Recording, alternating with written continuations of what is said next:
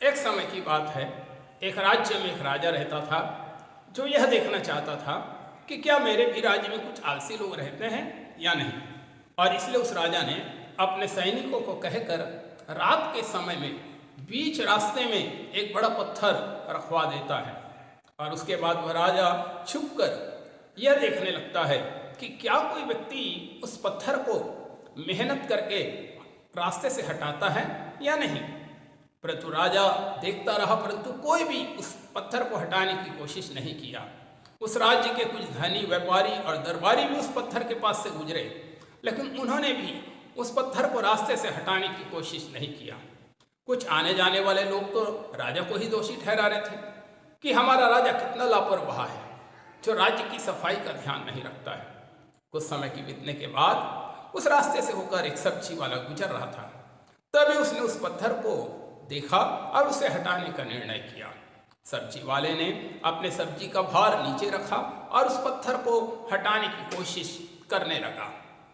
मेरे प्रियो, कुछ समय की मेहनत के बाद भले ही वो पत्थर भारी था, परंतु उसने उस पत्थर को बीच रास्ते से हटा दिया।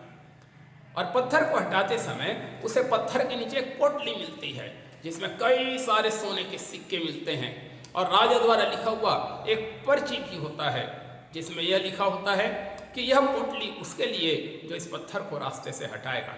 सब्जी वाला समझ जाता है कि यह तो उसकी मेहनत का फल है। मेरे प्रियो, बाकी लोगों को वह पोटली इसलिए नहीं मिला क्योंकि वे आलसी थे और वे जरा सा भी कष्ट उठाना नहीं चाहते थे। हमें भी प्रभु की आशीष को पाने के लिए, हमें भी अपने लक्ष्य की प्राप्ति के लिए हमें आलस को छोड़ना पड़ेगा।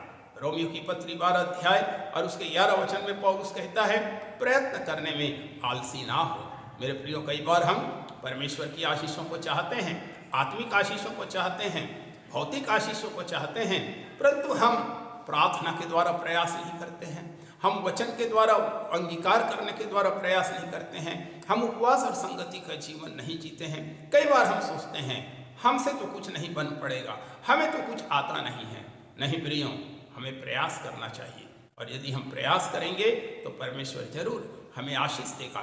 यदि हम प्रयास करेंगे तो हम अपने लक्ष्य की प्राप्ति जरूर करेंगे।